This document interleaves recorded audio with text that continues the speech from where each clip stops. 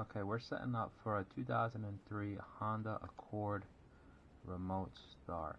So we're just going to configure the module. 2003 Honda Accord. Standard key is the option. Bypass only, DL, and we're going to do Idatalink two-way. Okay. Here's the recommended software. Okay, we're going to do that. And factory keyless remote start sequence, we're going to disable that. Okay. And save and go to flash summary. And just so you see, we are connected here, just so you know. Idatalink ACLA connected to the programmer to my laptop. That's how I'm doing this. Okay. And we're going to go ahead and flash the device. Okay, flashing in progress.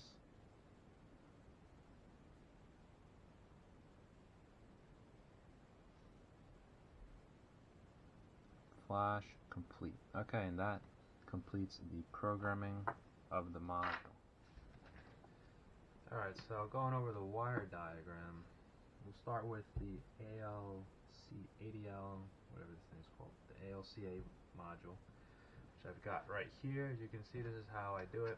I double side tape the units together, keep everything as like one unit. But this one's easy. So you've got, let's see, this front connector, which I usually call like the main connector. You've got the pink, the orange, and the orange with the black.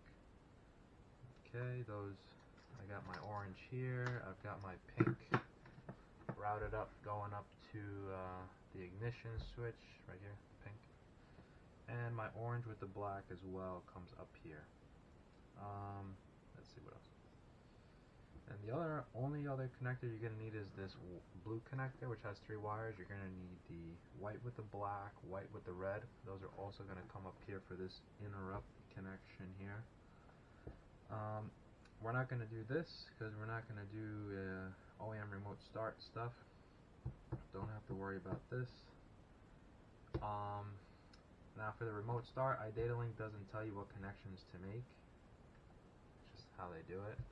So what I do in these cases is I just go to Fortin's website and plug in the same car for Fortin Equal All, because they're always nice enough to give the connections needed by the remote starter.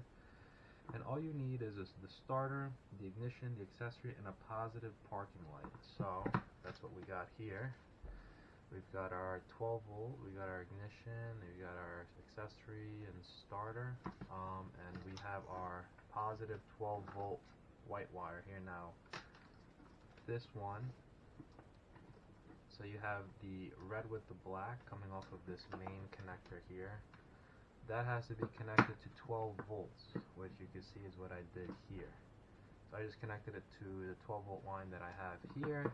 Now I connected both 12 volt lines together here on a strip and wrap, and then I made a little upline of that, the strip and wrap connection for the positive parking light.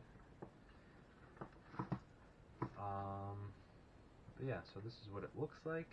I have all of the main ignition wires going together. Ground is separate, positive parking light is separate, and this orange, which they denote as the SWC data, is also separate. This goes to the fuse box, and that's the and then also the data here in the back of the ACLA to the Crimestopper RS4-G5. That's what I'm using. That's the data connection here. Now you have to program. This is very important.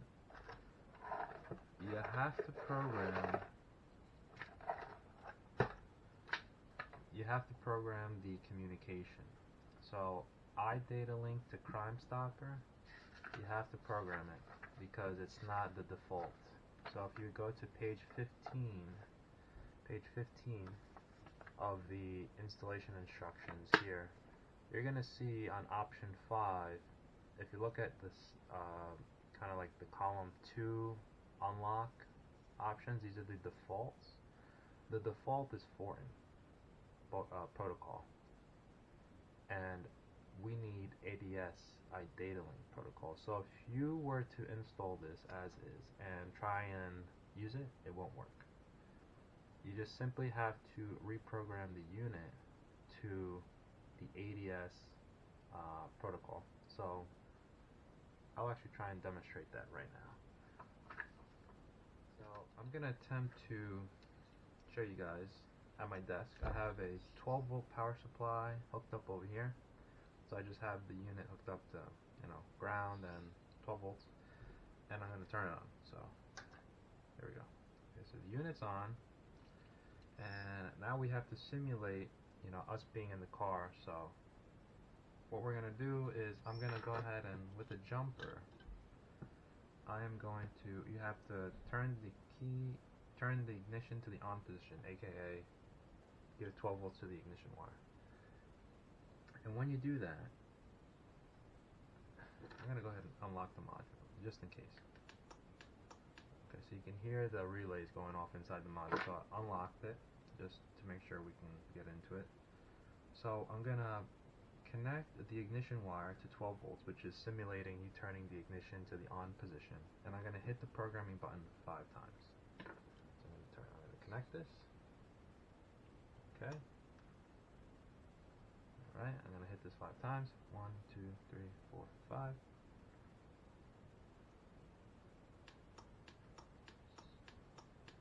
You hear the module go off, okay? Now we have to go to option number 5, so you're going to hit the button 5 times. 1, 2, 3, 4, 5. Okay, we're on programming option number 5. We're going to hit the lock button to change the option. You hear the module respond after every time we, either click or do something. And that's it. Once it's done, you turn the ignition off, and now you're programmed. So now, I was able to program this unit offline. So but you could do the same thing at the car when you connect it. You can do the programming at the car, but I mean, it's easier if you already have everything programmed, but that's how you do it. Okay, so here we are on the 2003 Honda Accord. I've made all the connections. I'll just review them. So here we have our main ignition here. See if I can see these wire colors. Black with the red is our accessory. 12 volts is this white. Black with the yellow is ignition, and black with the white is our starter, I believe. Should be the starter, yes. Okay, if you get confused for the immobilizer connection, it's not this green, it's this white 7-pin here, and you make those standard, connections. One interrupt, I like to use these crimp-on caps, but if you're using an Idatalink ACLA RS4-G5 setup like me and you're just following me, black with the white to the connector side of the interrupt on that black with the yellow wire, and then the other side is another crimp cap. Oh, I'm sorry, it's actually, the interrupt is actually the blue with the orange. Hold on, yep, okay. Actually, blue with the orange is the interrupt. So car side is white with the red, connector side is white with the black, then you have your ignition and I forget what this other one is, but they're all here. See, I grounded right here with a self-tapper, and you got another couple connections over here. You got let's see, it's gonna be kind of shaky, but let's see, we got our parking light, which is our black with the red. You can see here, black. This is our white coming into the black with the red, which is over here in this connector right here. It's next to this red with the blue, but it's in there. You can just follow the pin out. And then also we have another connection that's made at this connector right here. So you have the big white connector. Let's see here, it's hard to see, but below that is this guy, which is this connection right here. It's a brown with a red stripe going to our orange. I think this is the SWC. I'm not exactly sure though, but going to one of those. So, yep, those are the connections to be made. And Antenna is routed up right here, down this column, and the module is very easy to program. You just follow those programming instructions.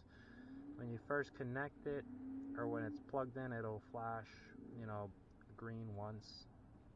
If you hit the button, it'll flash green twice. Those specify the two different communication modes. You want it to blink just once, and then when it's blinking one time, you'll hold the programming button on the ACLA, and it'll go solid, go out. And then for this car, all you literally have to do is put the key in, turn the ignition to the on position, the light goes red for a second, then it goes green for 2 seconds, and it shuts off, and then it's programmed. That's what happens if it's connected correctly. If you have an incorrect connection, it won't do that, and it'll probably stay red, and you gotta review your connections. But that's the install right there. Simple and straightforward.